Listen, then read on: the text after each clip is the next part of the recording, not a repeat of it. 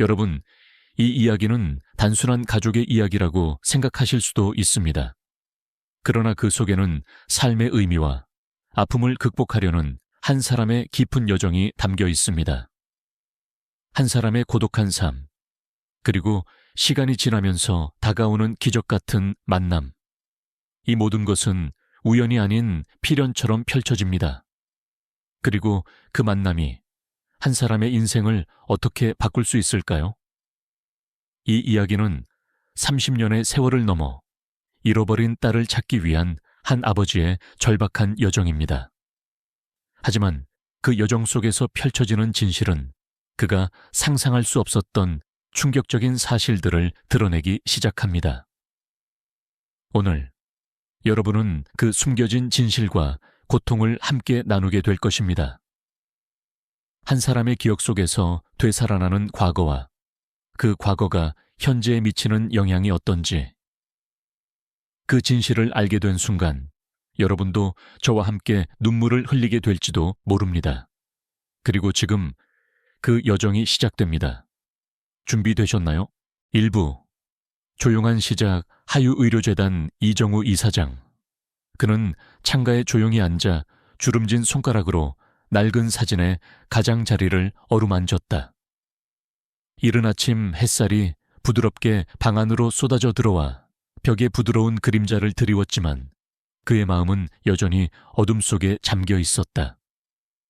한때 화려한 색채의 조각 보였던 바깥 정원은 이제 그의 내면의 혼란을 반영하는 듯했다. 고요하고 거의 버려진 듯했다. 예전처럼 병원 복도를 거닐 수 없었다. 이제 연약하고 지친 그의 몸은 자신이 곧 죽을 것임을 상기시켰다. 모든 움직임이 힘겨웠고 숨결은 너무 얕았다. 한때 강했던 그는 이제 조각조각 집의 고요함 속으로 사라져 가고 있었다. 찻잔을 든 그의 손이 살짝 떨렸다. 늙어가는 그의 몸은 벗어날 수 없는 적이 되었다. 그는 나지막이 한숨을 내쉬었고 세월의 무게가 뼛속 깊이 스며들었다.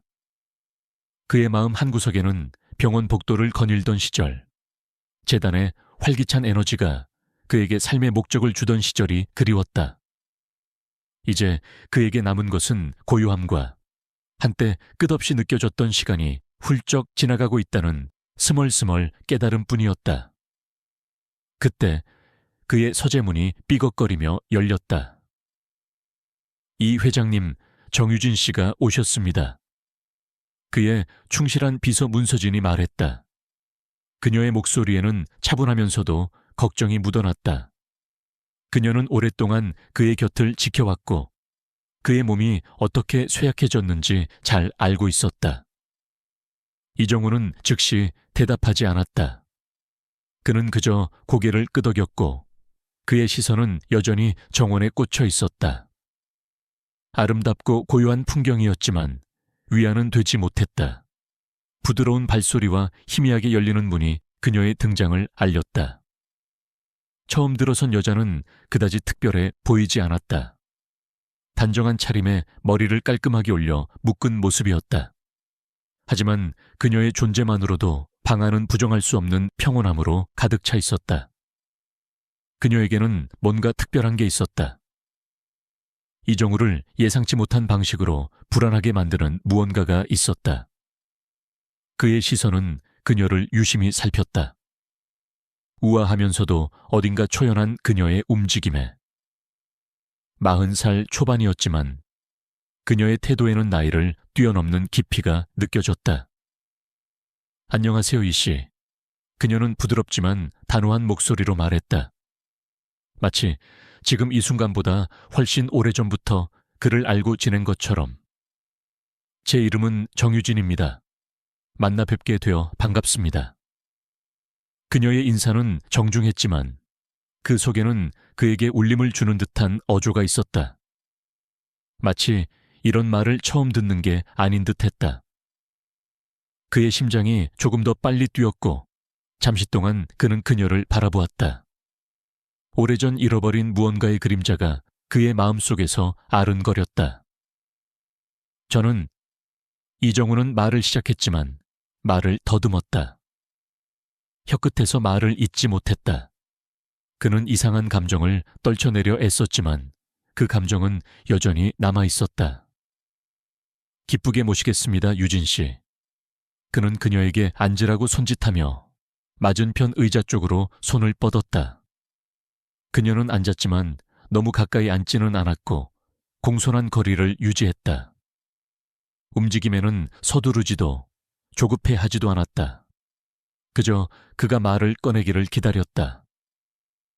이정우는 그녀를 유심히 살피는 동안 마치 그녀를, 아니 적어도 그녀와 비슷한 누군가를 평생 알고 지낸 것 같은 기시감을 느꼈다.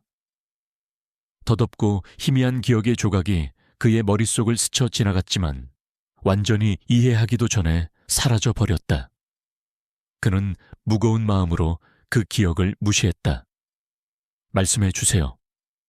이정우가 쉰 목소리로 말했다. 오늘 무슨 일로 오셨습니까?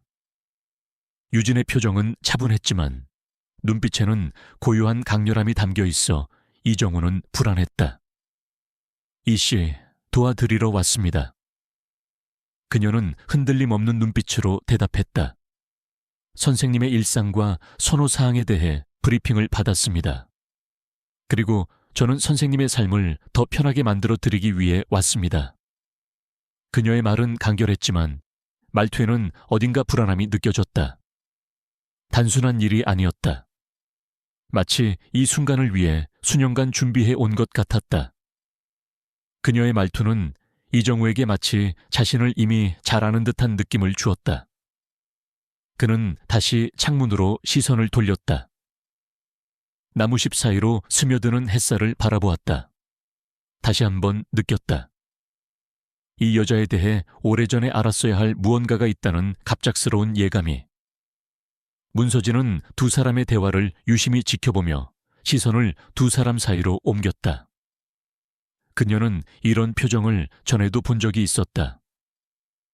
이정우의 삶에서 새로운 사람을 만났을 때 항상 따라오는 말로 표현되지 않은 깊은 긴장감이었다.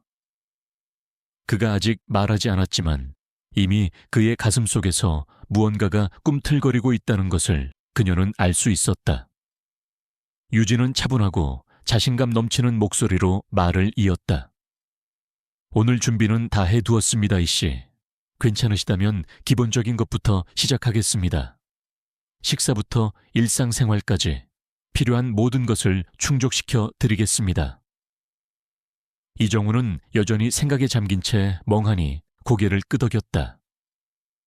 유진의 말투에는 어딘가 익숙한 구석이 있었고 그녀가 말을 이어가자 그는 이 대화를 어딘가에서 들어본 것 같은 느낌을 떨칠 수 없었다. 그의 마음은 과거로 아내와 함께 여행을 계획하며 황홍일을 함께 즐기던 시절로 거슬러 올라갔다. 하지만 그건 가족을 앗아간 비극적인 사고 이전이었다. 딸이 웃음소리만 남기고 사라져버리기 전이었다. 유진이 말하는 동안 이정우는 어느새 그녀의 손을 바라보고 있었다. 섬세했지만 그 안에는 그를 멈춰 세우게 하는 어떤 힘이 있었다. 아내의 손과 같은 손이었다. 아니, 그럴 리가 없었다. 하지만 그녀에게서는 그가 잃어버린 삶과 너무나 가까이 있는 듯한 무언가가 느껴졌다. 정원에 장미의 물을 주던 아내의 손길에 대한 기억. 2부 이상한 징후 장면 2. 첫 인상 그날 이정우 회장은 요진을 처음으로 만나며 기묘한 느낌을 떨쳐낼 수 없었다. 처음에는 그냥 지나칠 수 있을 정도로 미미한 감정이었지만 점점 커져갔다. 그녀의 눈빛이 그에게서 다른 어떤 이와는 다른 느낌을 주었기 때문이다. 이 회장은 그의 몸 상태가 점차 악화되어 가고 있었지만 요진은 그런 그에게 놀라운 방식으로 적응해 가고 있었다. 이 회장님, 어떻게 지내세요? 그녀의 목소리는 부드럽지만 단호했고 그녀의 목소리가 그에게 뭔가 특별한 느낌을 안겨주었다. 이정우 회장은 그녀가 그에게 아무 말 없이 다가오는 것만으로도 그가 느끼는 고요함과 평화를 의심스러울 정도로 친숙하게 받아들였다. 잘 지내고 있습니다. 나쁜 일도 있지만 회장이 말을 시작하자 요진은 고개를 끄덕이며 자리를 잡고 앉았다. 그 순간 회장은 그녀가 자신의 일상에 완벽하게 적응해 가는 모습을 보았다. 그녀는 작은 것까지 신경을 썼고 그의 요구를 간파할 정도로 세심하게 움직였다. 그런 그녀의 모습에서 이정우 회장은 점차 이상한 징후를 느끼기 시작했다. 그것은 단지 말없는 배려뿐만이 아니었다. 그녀의 손끝에서 나타나는 세심함, 그의 작은 습관을 정확히 파악하는 능력은 그에게 불가사의한 인상을 주었다. 장면 3. 운명의 만남 저녁 식사는 특히나 눈에 띄었다. 이정우 회장은 요진이 그의 과거와 일상에 대해 세밀하게 맞춘 방식에 놀랐다. 식탁 위에 놓인 김치와 국, 밥의 위치는 그가 항상 원하던 대로였다. 그리고 그것을 누군가가 알았다는 사실에 그는 순간적으로 깜짝 놀랐다. 이거 어떻게 알았지? 그가 생각하며 물었다. 그냥 그렇게 준비하는 게 더 쉽다고 생각했습니다.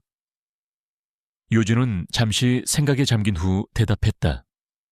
그녀의 말은 단순했지만 그 말 뒤에는 무엇인가 숨겨진 듯한 미묘한 느낌이 있었다.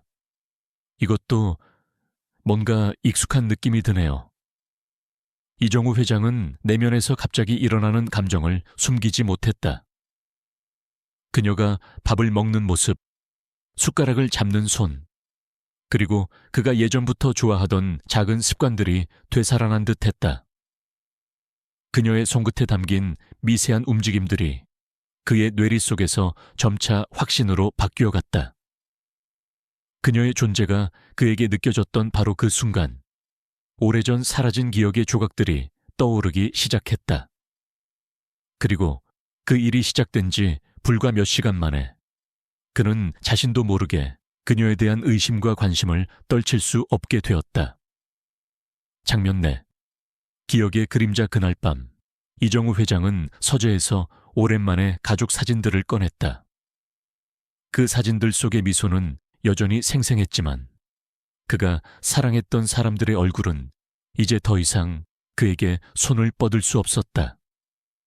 오래된 사진 속의 딸은 다시 돌아올 수 없다는 사실을 그는 여전히 믿을 수 없었다. 갑자기 그가 고개를 들어 사진에서 시선을 뗄 때 요진이 다가왔다. 그녀는 그에게 따뜻한 차 한 잔을 건네며 그가 홀로 앉아있던 공간을 채워주었다. 그 순간 이정우 회장은 요진의 모습에서 자신의 아내와 딸의 모습을 동시에 떠올렸다. 그녀의 손짓, 그녀의 눈빛, 그는 순간적으로 그것이 이상한 인연이라는 느낌을 지울 수 없었다. 이거 기분이 이상하네요. 이정우 회장은 속으로 그리고 자신도 모르게 고백했다. 너무 비슷하네요. 당신의 눈빛이 내가 예전에 사랑했던 사람들의 모습이. 그 말은 점차 말없이 그녀에게 전달되었고 요진은 그저 차분한 얼굴로 그를 바라보았다. 그녀의 눈빛에는 겉으로 보이는 어떤 감정도 느껴지지 않았다. 그러나 그 시선은 이정우 회장에게 오히려 더 큰 의문을 불러일으켰다. 이토록 닮은 사람을 만난 적이 있을까? 아니, 그가 너무 많은 것을 상상하고 있는 것일까? 장면 5. 자장가 다음 날 아침, 이정우 회장은 고요하게 피아노 앞에 앉았다. 그는 한 손으로 피아노 건반을 누르며 오래된 자장가를 불렀다. 이 자장가는 그가 어릴 적 딸에게 불러주었던 노래였다. 그 소리에서 그는 순간적으로 너무 많은 기억들이 떠올랐다. 피아노 건반에 손을 올리며 그가 연주할 때 갑자기 들려오는 요진의 목소리가 그에게 귀속되었다. 요진이 방 안에서 조용히 자장가를 흥얼거렸다. 그 노래는 마치 그의 딸이 어린 시절 부르던 자장가와 똑같았다. 그 노래는 잊을 수 없는 멜로디였고 그는 그 소리를 듣고 갑자기 자신을 믿을 수 없었다. 어떻게 그 노래를 아는 거죠? 그는 숨을 멈추고 물었다. 요진은 순간적으로 멈칫했다. 그녀는 짧은 침묵 후 다소 어색한 미소를 지었다. 미안합니다. 그저 익숙해서요. 장면 6. 흔들리는 기억. 이정우 회장은 요진의 반응에 혼란스러워하며 그녀의 과거에 대해 물었다. 그가 말문을 열자 요진은 잠시 말을 멈추고 고개를 돌렸다. 그 순간 이정우 회장은 그녀의 눈 속에서 오래된 기억의 조각이 떠오르는 것을 느꼈다. 그녀는 아무 말 없이 대답을 이어갔다. 저는 5살 때부터 고아원에서 자랐습니다. 그전에는 기억이 잘 나지 않아요. 그녀의 말이 끝난 후 회장은 잠시 말이 없었다. 그런데 그녀가 고아원에서 자랐다는 그 사실이 너무나 낯설게 들렸다. 왜 이렇게 먼 거리가 있는 사람을 만나게 되었을까? 그가 마음속으로 계속해서 물었다. 제3부 과거의 그림자 장면 7. 익숙한 움직임. 정우 회장은 요진이 장미를 물 주는 모습을 지켜보았다. 그녀의 손끝에서 나오는 섬세한 움직임은 그의 아내가 장미를 돌보던 모습을 떠올리게 했다. 마치 시간은 되돌아가고 그는 과거에 행복했던 순간으로 돌아간 듯한 착각에 빠졌다. 왜 그렇게 지켜보시죠? 요진이 조용히 물었다.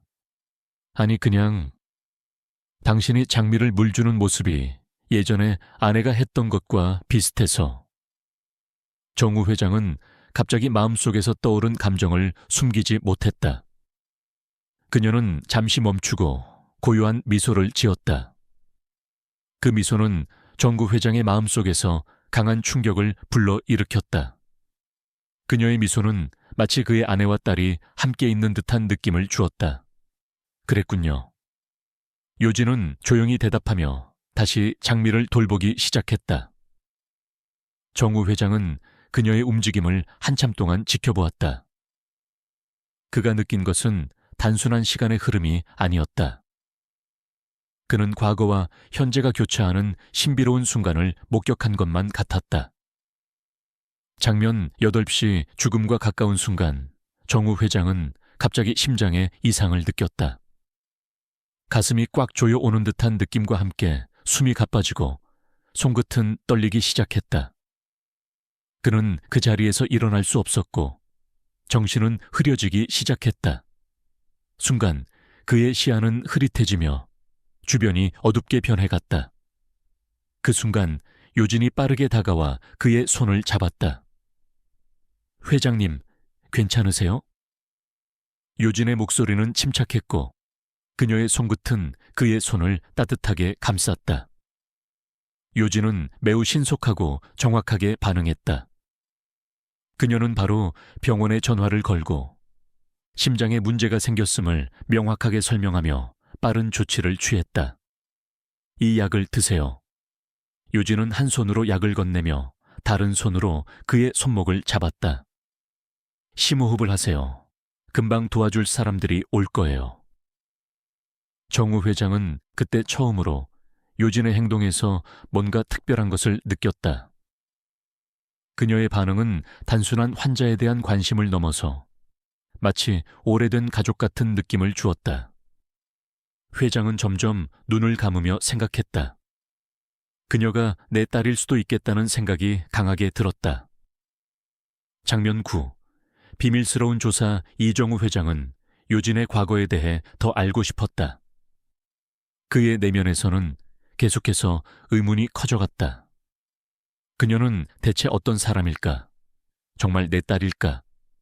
그런 질문들이 그의 머릿속을 떠나지 않았다. 서진 씨, 요진의 과거를 조금 더 조사해 주세요.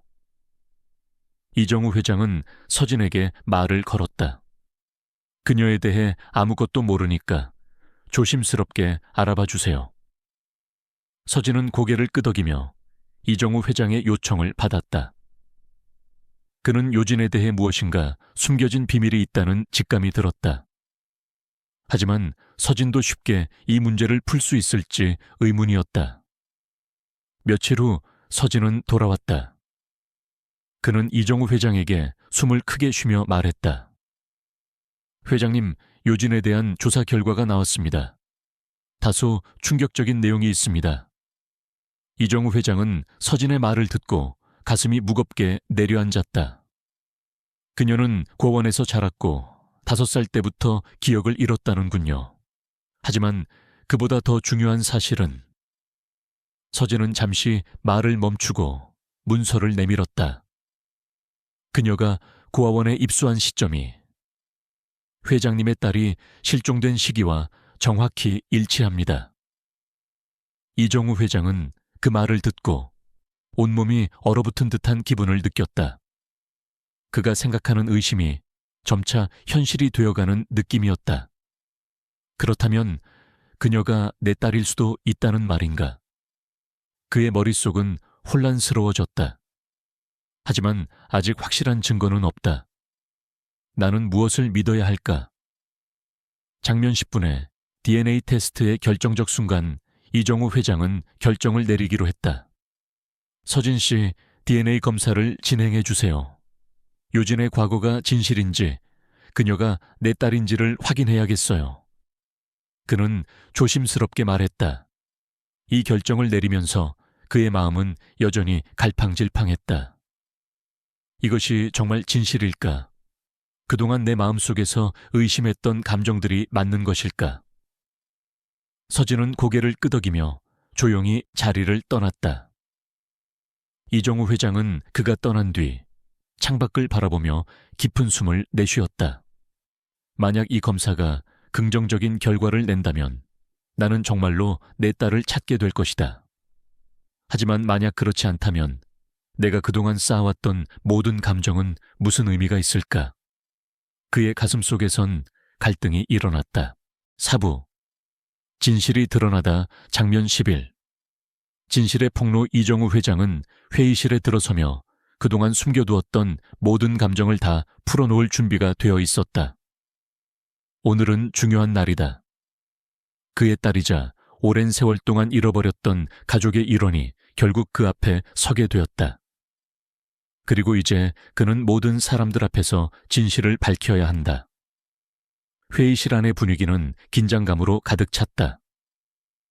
이정우 회장은 천천히 자리로 가며 모든 시선이 자신에게 집중되는 것을 느꼈다. 그가 말하기 시작하자 방 안은 더욱 고요해졌다. 여러분, 오늘 저는 한 가지 중요한 사실을 여러분에게 알리기 위해 이 자리에 섰습니다. 그의 목소리는 평소와는 다른 무게를 지니고 있었다. 회의실 안에 앉아있는 이사들은 모두 그의 말에 귀 기울였다. 이정우 회장은 잠시 숨을 고르고 그 뒤를 이은 말에 무게를 실었다. 이 자리에 있는 이분은 바로 제 딸입니다. 그의 말에 모든 이들이 놀란 표정으로 서로를 바라보았다. 그리고 그중 한 사람, 도연의 얼굴은 점점 창백해졌다. 뭐라고요? 도연의 목소리는 떨리며 눈앞에 벌어진 상황을 믿을 수 없다는 듯 말했다. 그녀는 사기꾼입니다. 고아원에서 온 그 여자, 절대 믿을 수 없습니다. 하지만 이정우 회장은 이미 단호한 표정으로 그를 바라보고 있었다. DNA 검사 결과 99.9% 일치합니다. 저는 그 결과를 가지고 있습니다. 그가 들고 있는 파일을 테이블에 내밀자 회의실 안은 더욱 시끄럽게 변했다. 도연은 갑자기 일어나며 의자에 걸려 넘어지지 않도록 했지만 그의 눈은 공포와 두려움으로 가득 차 있었다. 이정우 회장은 차분하게 계속 말했다. 저는 오늘 도연의 음모를 전부 드러낼 것입니다. 회의실의 분위기는 급격하게 바뀌었다. 이사들은 도연을 의심의 눈초리로 바라보며 이정우 회장의 말을 따라갔다. 도연은 자신이 쌓아왔던 모든 것을 잃게 된 순간이었다. 장면 12. 새로운 시작 회의가 끝나고 이정우 회장은 딸인 요진과 함께 집으로 돌아갔다. 그는 그녀의 손을 따뜻하게 잡고 깊은 감정을 느끼며 말했다. 이제 우리는 다시 함께 있다.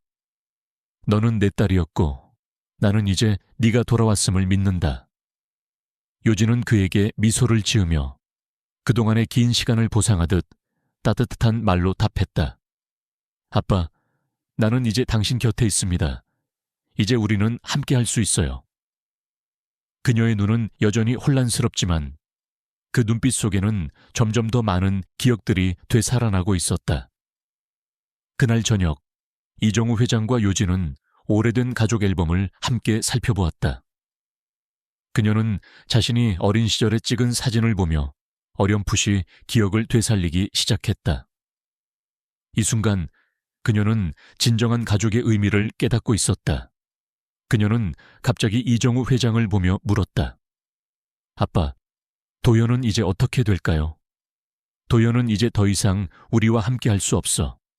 그의 배신은 너무나도 큰 상처를 남겼지만 나는 그저 너와 함께하는 것만으로 충분하다. 이정우 회장의 목소리는 담담하지만 그 말 속에는 깊은 상처와 회한이 섞여 있었다. 요진은 잠시 생각에 잠기더니 천천히 말했다. 그에게 미움은 없다. 그는 내게 모든 것을 알게 해준 사람이다. 덕분에 나는 다시 아빠를 만날 수 있었고 나의 정체성을 되찾을 수 있었어. 이정우 회장은 딸의 말을 듣고 가슴이 찡해졌다. 정말로 나도 네가 내 딸인 걸 알게 된 지금 모든 것이 완벽하게 맞춰진 느낌이다. 그의 목소리는 떨리고 있었다. 이제 우리가 함께할 시간이 많다. 제5부 새로운 시작과 진실 장면 열쇠.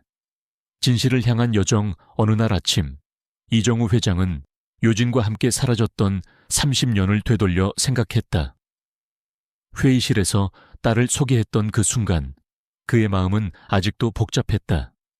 그는 딸이 정말로 자신의 아이였다는 사실을 믿기 힘들었지만 DNA 검사 결과는 모든 의문을 해결해 주었다. 그렇지만 그 과정에서 도연의 배신은 여전히 그를 아프게 했다. 우리가 함께 할 수 있다는 건 정말 놀라운 일이야. 요진은 이정우 회장에게 고백했다. 그 순간 이정우 회장은 미소를 지으며 딸의 손을 꼭 쥐었다. 그는 말없이 그저 딸과 함께 있을 수 있다는 사실만으로도 큰 행복을 느끼고 있었다. 이제 그들은 함께할 시간이 많다. 요진은 창밖을 바라보며 말했다. 아빠, 우리 이제 같이 살아갈 수 있어요. 내가 잃어버렸던 시간들을 다 되찾을 수 있을까요? 이정우 회장은 딸의 눈을 바라보며 천천히 대답했다. 네가 언제나 내 곁에 있다면 시간이 무슨 의미가 있을까? 그는 말하며 그들의 새로운 시작이 이제 시작된 것임을 실감했다. 장면 14. 도연의 후회와 회기. 이정우 회장은 도연이 여전히 자신의 마음속에서 큰 자리를 차지하고 있다는 사실을 알게 되었다. 도연은 이제 더 이상 이정우 회장의 회사에 필요한 존재가 아니었다. 그의 배신은 회사를 흔들었고 그의 자리를 차지하려는 욕망은 가족에 대한 신뢰를 깨뜨렸다. 아빠, 도연이 이제 어떻게 될까요? 요진은 조심스럽게 물었다. 이정우 회장은 잠시 생각에 잠겼다. 도연은 이제 내 인생에서 제거된 사람이다. 그의 계획은 결국 그 자신을 무너뜨리게 만들었고 이제 그의 모든 죄가 밝혀질 것이다. 회의실에서 도연은 이정우 회장의 딸과 대면한 후 그가 얼마나 후회하고 있는지 알 수 있었다. 그의 얼굴은 창백해졌고 눈에서는 깊은 후회와 죄책감이 묻어났다. 그는 결국 자신이 한 일을 되돌릴 수 없다는 걸 알았다.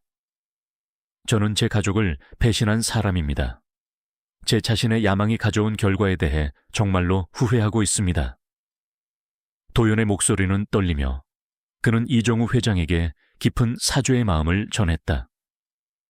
하지만 이제는 늦었어요. 이정우 회장은 그의 말을 듣고 고개를 끄덕였다. 장면 15. 딸의 발언과 변화를 향한 시작 그날, 요진은 자신이 새로운 도전에 나서기로 결심했다. 그녀는 이제 과거의 상처를 딛고 일어나 새로운 길을 걸어가기로 했다. 저는 여러분에게 제 이야기만이 아니라 많은 사람들의 이야기를 들려주고 싶습니다. 요진은 단호하게 말했다. 그들에게도 희망이 있다는 걸 보여주고 싶어요. 이정우 회장은 딸의 발언에 감동을 받았다.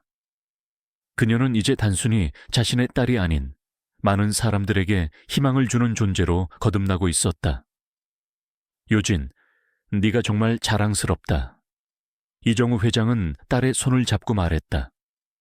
너의 발걸음이 이제 많은 사람들에게 빛이 될 거야.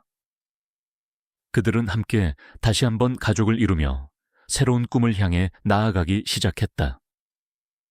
요진은 이제 회사를 맡고 모든 이들을 돕기 위한 프로젝트를 시작했다. 그 프로젝트는 실종 가족들을 찾아주는 일로 요진은 자신의 경험을 바탕으로 많은 사람들을 돕고 있었다. 이제 우리는 다시 함께 할 수 있다. 요진은 이정우 회장에게 말했다. 그 말은 그동안의 아픔과 상처를 치유하는 순간이었다.